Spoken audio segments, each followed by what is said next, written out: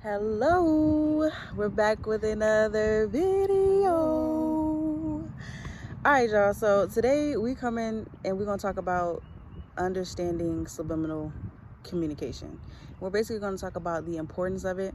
Y'all know, y'all seen us from part 1 and part 2 of Is Romance is Dead? It's not, as we talked about. So we're about to come back and give y'all some more content and just talk about subliminal communication, how that ties into a mental connection, how important the mental connection is to actually be clairvoyant within a relationship and actually feel that person's energy, which we call that soul ties. So this is going to be a very interesting topic, you know what I mean? So I guess you want to get started? You could. All right. So let's get started.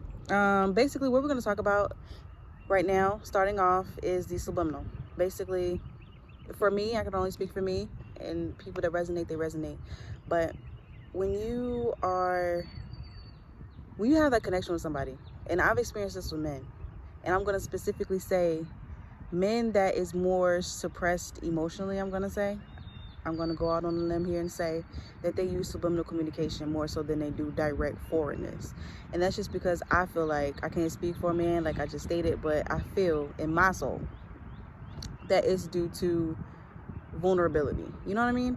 Like, don't nobody want to be rejected. Just same for me though. Like, I'm a woman and I do that too. You know what I mean? So I would rather, instead of me coming up to you, oh, hey, how you doing? Wish it, it takes a lot for me to even open up. Yeah, to do that. And that's just because I'm not an extrovert, I'm an introvert. And yeah, if I don't have to talk to you, then I won't. But if I know that you're going to pick up on what I'm putting down, then I will. You know what I mean? So that's just what it is. But you got any input at all so far? So far, no. Okay. All right. So moving forward, like I stated, that's the I guess the guidelines of why I feel like the subliminal is done. Moving along though, it can be very beneficial when it comes to that type of communication, because it's in which the way that it's done. Because when I say it's beneficial, it can also not be beneficial. It depends on how it's done. It depends on who you're doing it with, because it can also be toxic. It gets to a point to where you're gonna have to be direct. So if you're that type of person where you don't want to be vulnerable, you don't want to do this, and you're emotionally unavailable, it's gonna get toxic, because at the end of the day, you still need the verbal communication. Yeah, that person can pick up on you. Yeah, that person know exactly, what you want, what you're looking for, but not all the time will that message that you're trying to get across subliminally get across in which the way that you want it to be perceived. So we gotta draw a line here somewhere, right? So from there, we're gonna draw the line, right? And then we got the mental connection. We're connecting. I can pick up on you, right? So now it's more so,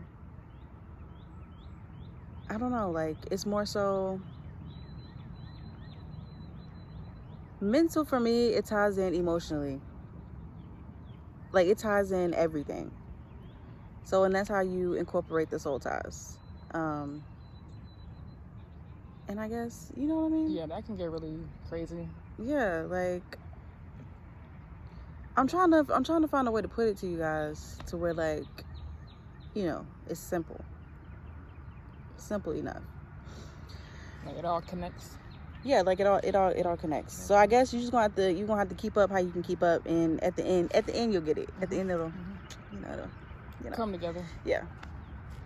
But so yeah, anyway, me personally, my preference, I love subliminal communication. Like, I'm not even gonna lie to you. And as the more and more I partake in it, the more and more I kind of get and understand the person. Yeah.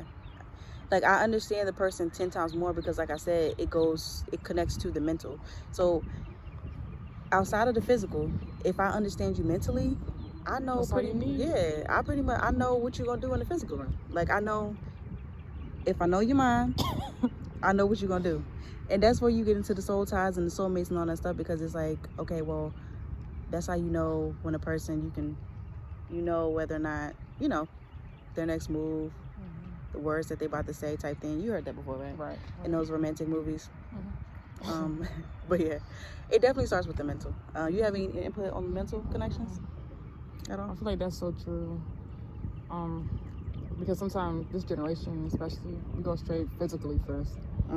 Yeah. If you speak to the mind, you do certain stuff. Sometimes that can be enough. Right. Yeah. I agree with that. I feel like in order to set a long-term relationship, as we talked about in our last video, it's definitely important.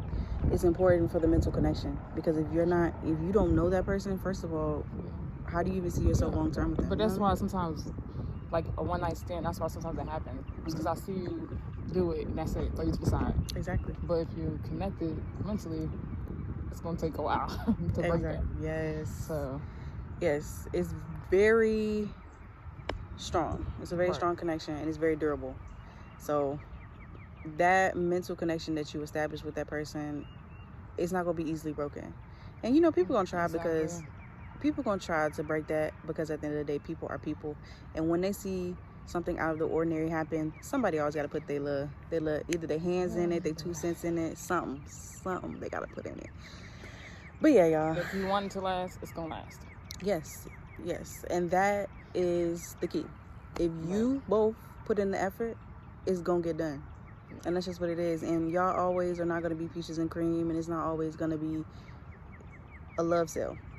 Like, you're not going to be selling on the boat all the time. It's not going to be the horizons all the time. You might got to go through a hurricane or tornado. Like, it is what it is. But, I mean, that's just life. So, but anyway, so with all that being said, the importance of this within courtship, we should say, right? Because technically, dating is dating. So dating pretty much involves sex, versus, I don't know, in your opinion, do you feel like courtship technically don't involve sex, right? Yeah, no. But do you feel like you can still date and reach the same destination that you would with courtship? Do you think? So putting sex first within dating, would you get the same outcome, the same long-term goals accomplished that you would if you courted versus dating? I personally think no, because I feel like we established in the beginning, you should get to know the person before sex part. And like I said, everybody's different, because nowadays, I guess, you do what you want. But if you want it to last forever or whatever, I think you should get to know the person before you try to physically touch them or whatever. It's important. You should want it for yourself. Yeah. Okay. And I agree with that. Because it's something I be thinking about too, because I'm just like, well, dang, like, and I'm not going to say, and when this is just speaking for me, when I say this, it may not be wait till marriage, which is contract, because for me, I feel like marriage is not based on a contract. Marriage is under God. So at the end of the day, when I say marriage, I mean when you guys are one, not signing a piece of paper at the courthouse. That's not what I'm talking about. So I just want to make that clear. Now, courtship, you pretty much you're waiting for marriage, right? Versus dating, you're putting sex first, so the physicalities come first. Now, as she just spoke, and as we talked about in our last video, you can put the physical first, but you're not going to have the same outcome as you would if you did not put that first. Versus courtship is where subliminal come in, right? Courtship, you have to understand the person. Speaking on just subliminal and not being directly verbal, it's beneficial, right? Because you're picking up on their body language, you're picking up on their cues without saying a word. You know them. Yes, you're getting to know them as well. So all around the board, you know who this person is. And even, yeah, I done, speaking personally, I done had a couple situations where I barely said 2 words to a person, but I can tell you almost their whole background. And that's because of me and how I am. Because when I get to know a person, it's the inside out. It's not outside in. So that's what we're saying when we say don't put the physical first, because those red flags that you decide to ignore because y'all are having sex, it's going to hurt you in the long run. Yes. You're going to put up with more stuff versus if you just if you did away with that and waited to a later time. And don't get me wrong, because even when you have a mental connection with somebody, you still deal with red flags. You still deal with red flags. And if you're a person where you fall in love and you fall in love hard, it's going to take more to get you to break it off with that person. But I will say 9 times out of 10, when you do put the mental first, that's a genuine connection with somebody. So the endurance that you have with that person is based on a solid foundation versus, oh, you're ignoring red flags because they give you good, they give you the good, okay? They, you see each other every other weekend, every week, whatever, how that go, whatever situation I got going on. But yeah, that's just what it is.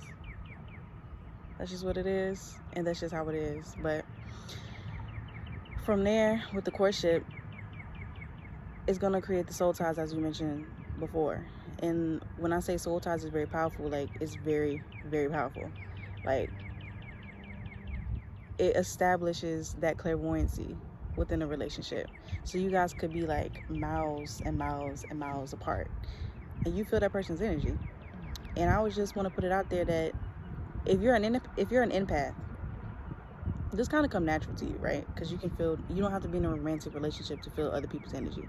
Because I know I run through this problem quite often, but that's a whole nother topic for a whole nother day. But it's something about telepathy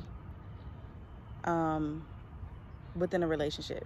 And before, like back in the day, I'd be like, telepathy, what are you talking about? Like, what do you even mean? But it's like, now I put away the physical stuff, actually got to know a person, like their soul. I actually got to know their soul. And when you connect soulfully, that opens the door to a whole lot of other communications that we don't even think about. You know what I mean? Yeah. That's why it's so important. Yeah, it's very important. I agree. It's very important. Like, people don't know the importance of putting physical last. Yeah. And if you want to get technical, because y'all know me, I speak the truth. So at the end of the day, we are distracted with sex for a reason. And that's because a relationship and the true meaning of sex, and when you have it, is very, very powerful. And I mean very powerful. So, yeah. It's so many doors you can open up. It's so many different ways that you can connect with a person in that way. But yeah. You got anything you want to input?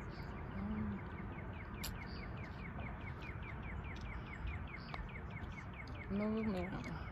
Okay.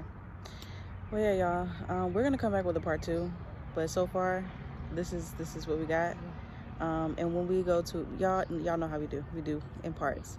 So this is part 1 of understanding subliminal communication. And yeah, part 2, we're gonna tie it all together. It's gonna be more in depth than what we went today. I think we did pretty decent today, but it's gonna be even more in depth. Okay, so we'll be back. We'll catch y'all next time. Peace out. See you later. Bye.